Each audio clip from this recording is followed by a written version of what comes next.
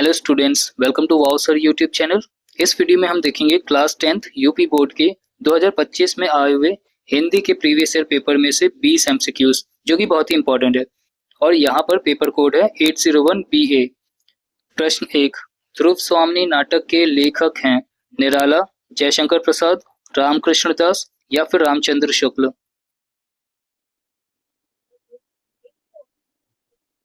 तो इसका सही आंसर है जयशंकर प्रसाद। ध्रुव स्वामी जयशंकर प्रसाद द्वारा लिखा गया एक प्रसिद्ध ऐतिहासिक नाटक है। वे छायावादी युग के 4 प्रमुख स्तंभों में से एक माने जाते हैं। अगला प्रश्न, प्रश्न 2, प्रेमचंद का विशेष महत्व किस रूप में है?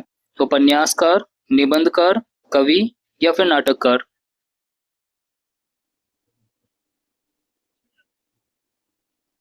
तो इसका सही उत्तर है ऑप्शन नंबर का, उपन्यासकार।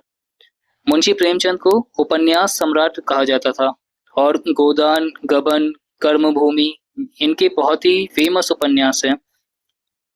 चलिए अगला देखते हैं। प्रश्न 3, रानी केतकी की कहानी के लेखक हैं बंग महिला, प्रेमचंद, इंशा अल्लाह खां या फिर मोहन राकेश।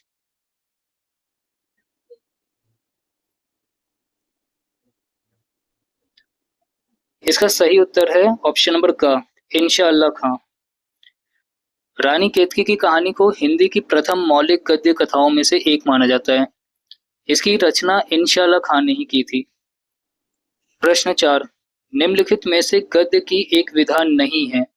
तो गद्य की एक विधा नहीं है, महाकाव्य, उपन्यास, नाटक या एकांकी।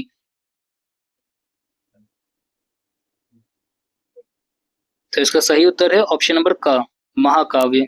महाकाव्य गद्य में नहीं आता है, बाकी तीनों चीजें यानी कि उपन्यास, नाटक, एकांकी ये गद्य में आते हैं। महाकाव्य आपका पद्य में आता है। चलिए अगला प्रश्न, प्रश्न 5, परीक्षा गुरु उपन्यास के लेखक हैं यशपाल, श्रीलाल शुक्ल, डॉक्टर राजेंद्र प्रसाद या फिर लाला श्रीनिवास दास।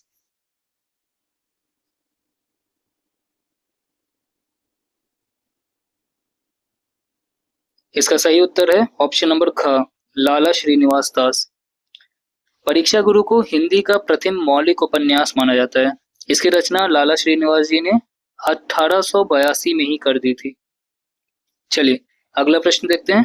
प्रश्न 6, रामचंद्रिका के रचनाकार हैं देव, केशव, भूषण या मतीराम।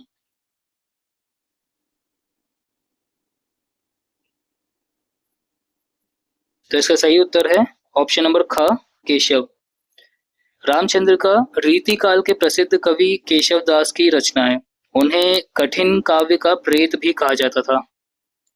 अब देखते हैं अगला प्रश्न, प्रश्न नंबर 7, तार सप्तक में कितने कवियों की रचनाएं संकलित हैं? कितने कवियों की? ओके, तार सप्तक में तो यहाँ ऑप्शंस हैं 4, 7, 10 या 100।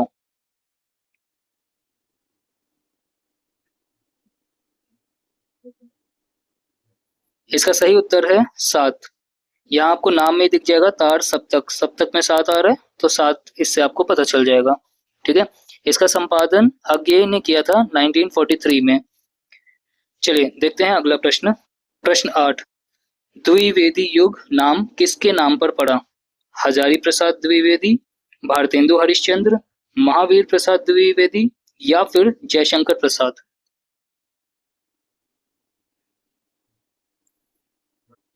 तो इसका सही उत्तर है ऑप्शन नंबर का, महावीर प्रसाद द्विवेदी के नाम पर पड़ा। अब आते हैं अगले प्रश्न पे।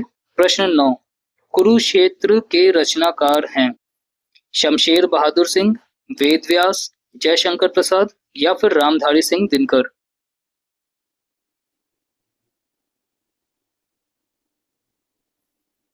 इसका सही उत्तर है ऑप्शन नंबर ख, रामधारी सिंह दिनकर। कुरुक्षेत्र रामधारी सिंह दिनकर द्वारा रचित एक प्रसिद्ध प्रबंध काव्य है जिसमें महाभारत के शांति पर्व के आधार पर युद्ध और शांति की समस्या का विश्लेषण किया गया है। ठीक है, आते हैं अगले प्रश्न पर। प्रश्न नंबर 10, बिहारी ने किस भाषा में काव्य रचना की? ब्रजभाषा, अवधी, खड़ी बोली या फिर भोजपुरी।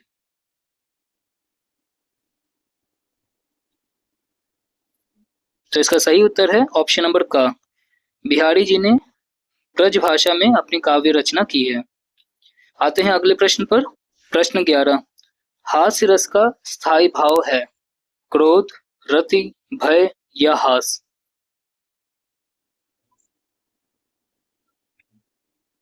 ये बहुत ही आसान प्रश्न है। हास्य रस में हास का ही स्थायी भाव होता है। अब देखते हैं अगला प्रश्न। प्रश्न 12। चौपाई के प्रत्येक चरण में मात्राएं होती हैं। कितनी मात्राएं होती हैं? 11, 16, 13 या फिर 24। तो इसका सही उत्तर है ऑप्शन नंबर ख 16। चौपाई में आपकी 16 मात्राएं होती हैं। अब देखते हैं अगला प्रश्न। प्रश्न 13। पीपर पात सरिस मन डोला पंक्ति में अलंकार है रूपक, उत्प्रेक्षा, उपमा या फिर अनुप्रास।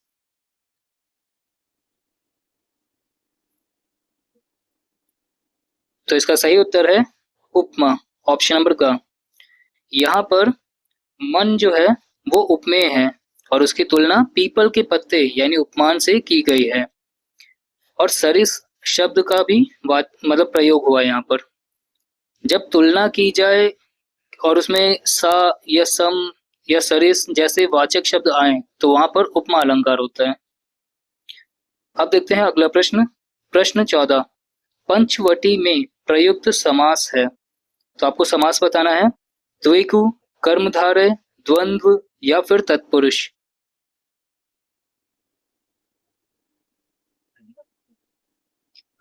इसका सही उत्तर है ऑप्शन नंबर का द्विगु।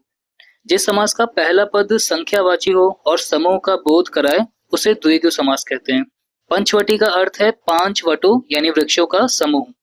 ठीक है, तो अब देखते हैं अगला प्रश्न। प्रश्न 15। गंगा का पर्यायवाची है सूर, जलयान, गगन या फिर सुरसरी। आपको पर्यायवाची बताना है गंगा का।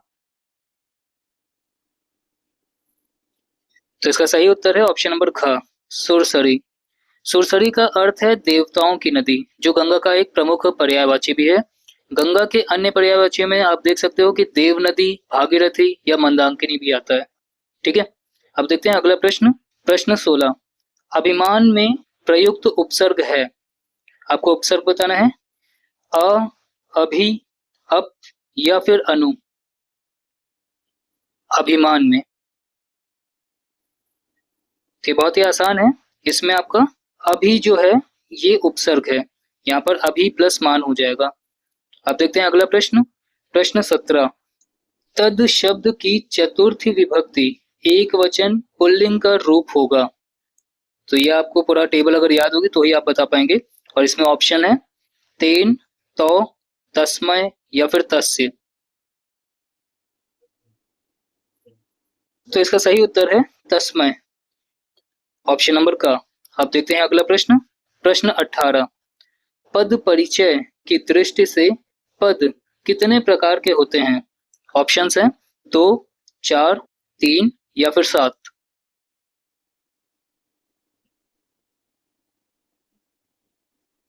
इसका सही उत्तर होगा ऑप्शन नंबर 2।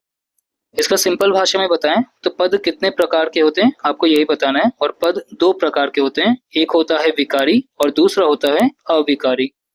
अब देखते हैं प्रश्न 19।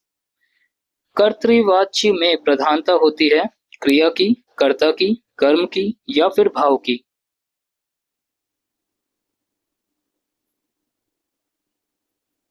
तो इसका सही उत्तर है ऑप्शन नंबर ख कर्ता की। यहाँ पे लिखा है कर्तृवाच्य। अगला प्रश्न बताने से पहले मैं आपको कुछ जानकारी दे देता हूँ। अगर आपको प्रीवियस ईयर पेपर्स चाहिए या फिर आप बोर्ड एग्जाम रिजल्ट चेक करना चाहते हैं या फिर आप एनसीईआरटी की बुक्स डाउनलोड करना चाहते हैं तो आप मेरी वेबसाइट पर जा सकते हैं जिसका नाम है वाउसर। वेबसाइट का लिंक आपको मैं डिस्क्रिप्शन में भी दे दूंगा और मैं यहाँ पे भी लिख दे रहा हूँ www.wowsir.in। इस वेबसाइट पर आपको आपकी पढ़ाई से रिलेटेड बहुत सारी काम की चीजें मिल जाएंगी। और साथ ही आपको ये भी कहना चाहूंगा कि आपको ये वीडियो काम की लग रही है तो आप प्लीज इस वीडियो को लाइक करें और अपने फ्रेंड्स के साथ या टीचर्स के साथ आप इसे शेयर भी कर सकते हैं। बाकी किसी प्रश्न में आपको डाउट है या आप कुछ कहना चाहते हैं तो आप कमेंट बॉक्स में जरूर लिख दीजिएगा, मैं उनका रिप्लाई जल्द ही दूंगा। चलिए देखते हैं अगला प्रश्न। प्रश्न नंबर 20। भाषा की सबसे छोटी इकाई होती है शब्द, काव्य, पद या फिर अक्षर।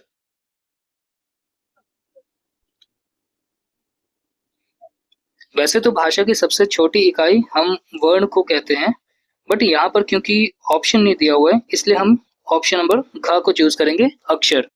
अक्षर जो है ये भाषा की सबसे छोटी इकाई है। वीडियो को लास्ट तक देखने के लिए बहुत बहुत शुक्रिया, और अगर आपको वीडियो पसंद आई तो इसे लाइक जरूर करिएगा, एंड अगर आप नए हैं इस चैनल पर तो चैनल को सब्सक्राइब कर लीजिए। आपको ऐसे ही इंपॉर्टेंट वीडियोस आगे भी मिलते रहेंगे। मिलते हैं नेक्स्ट वीडियो में। Thanks for watching and best of luck for your exams.